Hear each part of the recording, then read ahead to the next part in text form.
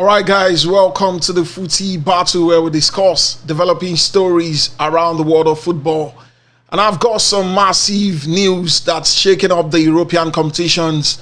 Crystal Palace have just lost their appeal at the Court of Arbitration for Sport against UEFA's ruling.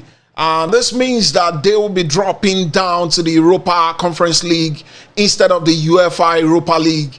And in a twist, Nottingham Forest are stepping up to take that Europa League spot. And let's quickly break this down, folks. So stick with me on this one. First off, what happened here between Palace and Cars? Palace qualified for the Europa League as FA Cup winners, which they did last season against Manchester City. But UEFA hit them with a demotion over multi-club ownership rules, and their owner, John Textor, has stakes in clubs like Lyon, Botafogo, and Brussels. And UEFA deemed it a conflict, which implies they couldn't guarantee independence in competitions. Palace afterwards fought back at appealing to CAS with arguments that the decision was a bit unfair and that Forest shouldn't be elevated, and Palace questioning the whole process. But CAS ruled against them today, upholding UEFA's call, and now it's been made official.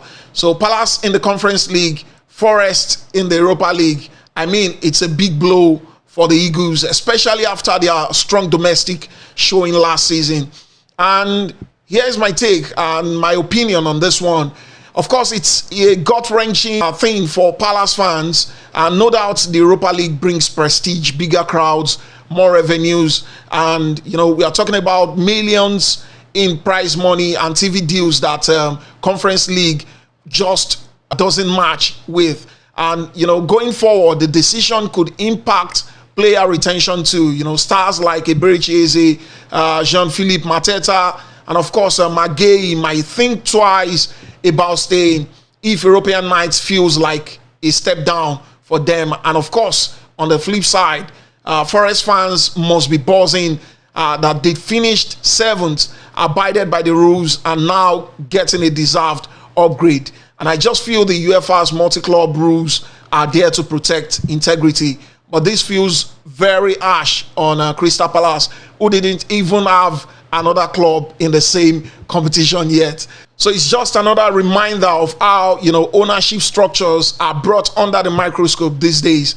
So what next for Crystal Palace? They will play in the Conference League, of which group stages match starts soon. So preparation time is a bit limited. And of course, manager Oliver Glasner will need to rally the squad, focus on domestic form to push for a top 6 finish, and maybe even explore further legal avenues. As the club hinted, they are considering all options, and transfer wise, this might accelerate sales or perhaps force budget tweaks. All right, footy enthusiast, that's my quick analysis. And of course, it's a tough day for Palace after winning the Community Shield just yesterday against a top Liverpool side. But football moves very fast, if you know what I mean. What do you think, folks? Is UEFA's ruling fair or just too strict on multi-club ownership? And how will this affect Crystal Palace season? Will it boost or burst the season for Palace? And Forest fans, are you celebrating right now or you're not? Drop your thoughts in the comments, like, share, and subscribe for more breakdowns. Catch you on the next one. Thank you.